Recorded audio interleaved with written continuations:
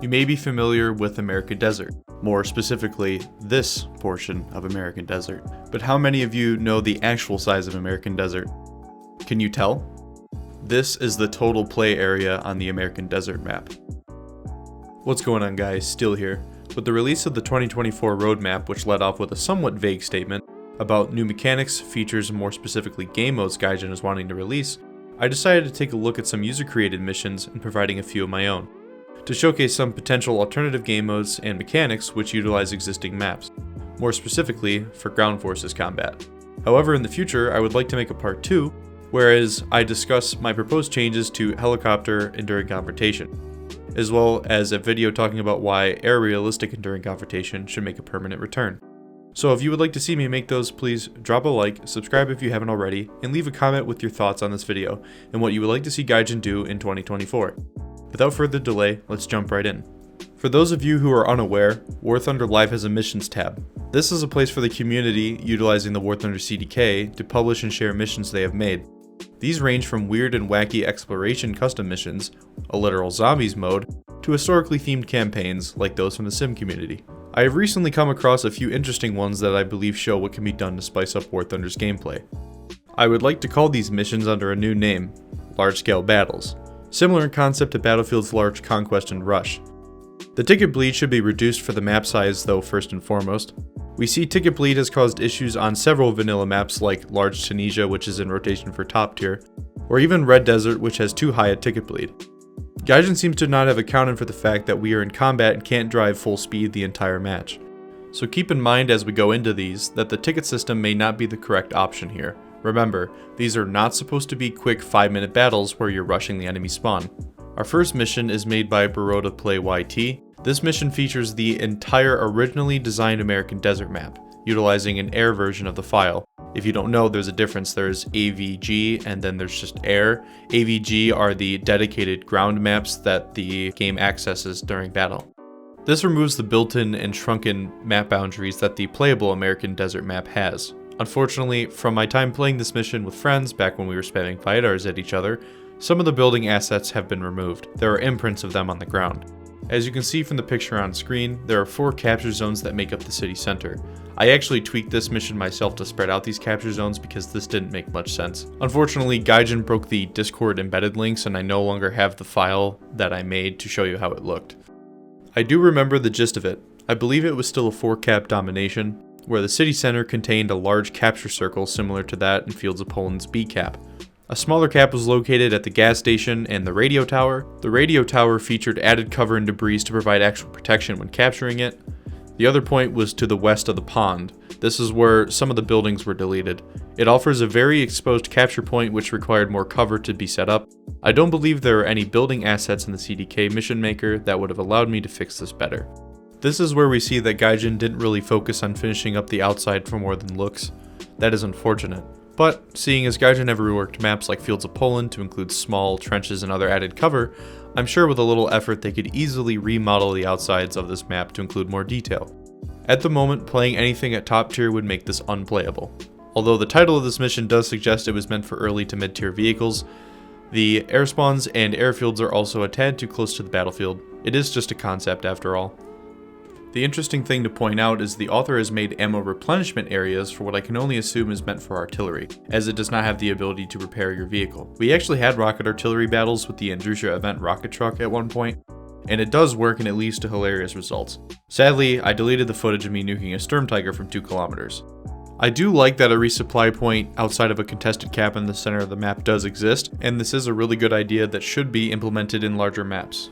Another standout of this mission is the forward spawns. It's a cool idea but should only be offered as an initial spawn, otherwise these would create problems later on. Maybe only light tanks could use this as like a recon phase of the first engagement. It does create a nice balance between those who want a more methodical approach and those who don't like to drive all that much into battle. Overall, this is an interesting design. I would definitely tweak this to make it a bit more fair. So what you see on screen would be what I personally see as a more legit approach to this mission. I have 2 main setups, 4-cap domination style.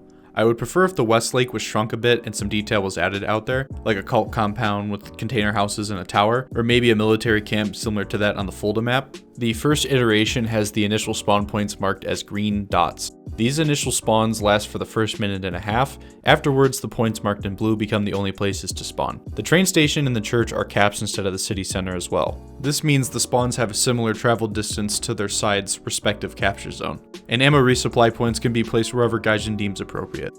As for the alternate version, the initial spawns have been removed and the capture points have slightly changed. Similar to my original edit of the mission, the gas station has remained a capture zone while the church is the new point. I did create an interesting concept where two caps overlap, so fighting over the entire town center is still required.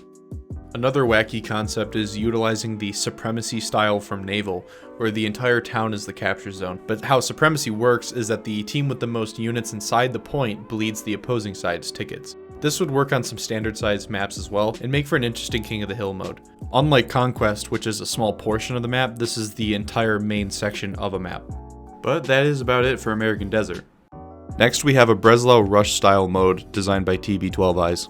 It's pretty simplified, so I do have some criticisms of it.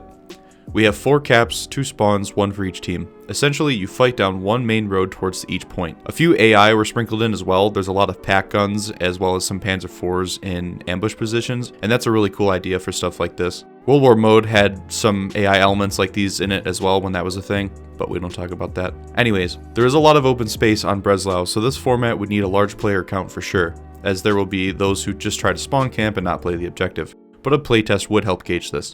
As I said before, it's pretty simple and my criticisms of it are the following. The capture zones, which are out of order by the way, need to be connected in the break mode format. If you don't know what break is, I have a video from a few years back called Bring Back Break, which I will link in the description and in the top right corner of the video. Break requires all of the current zones to be taken before moving up to the next set of capture points.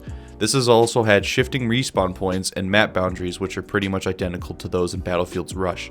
This concept would benefit from shifting respawns as well. So here's my idea for how to make a somewhat proper break on Breslau. Keep in mind, however, this map has some rough boundaries that were not fully finished, and as such, certain debris piles as well as low poly buildings have been placed to prevent out-of-bounds access.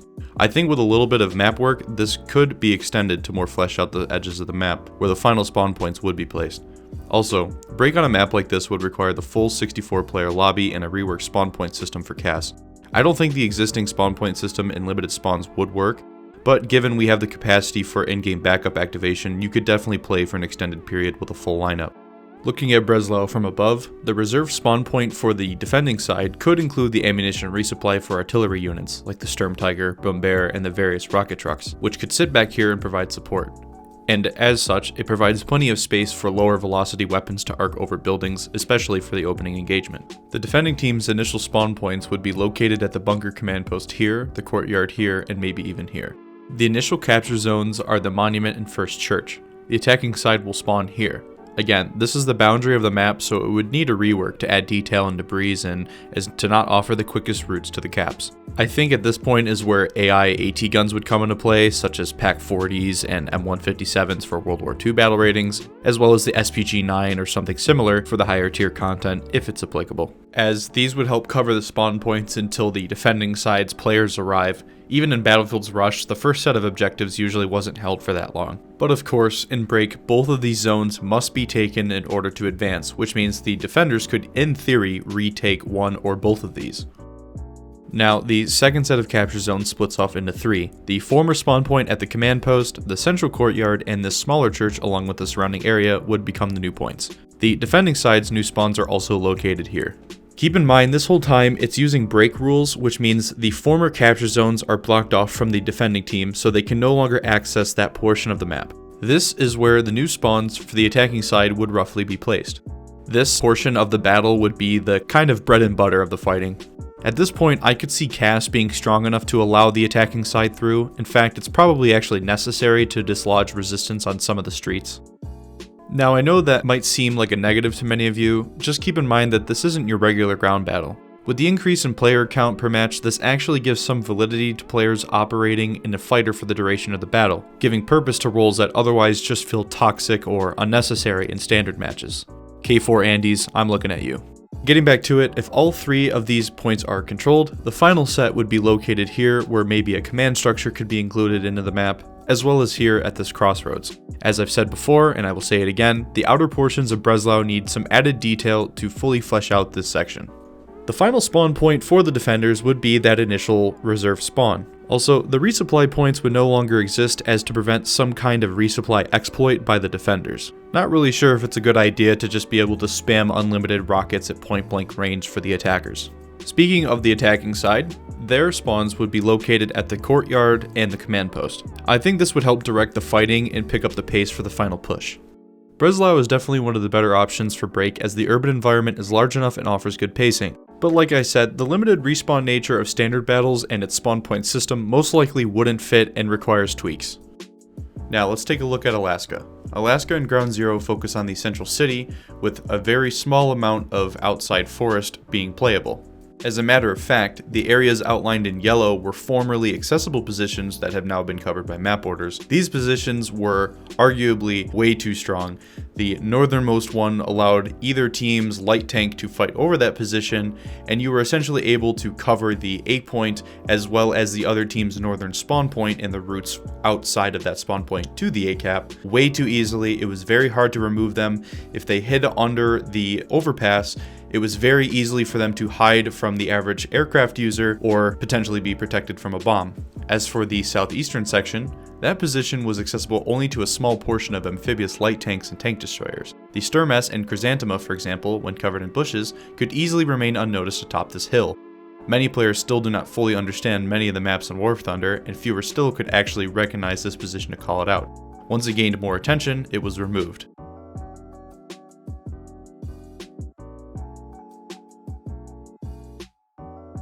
Now let's go back to the overview of Alaska.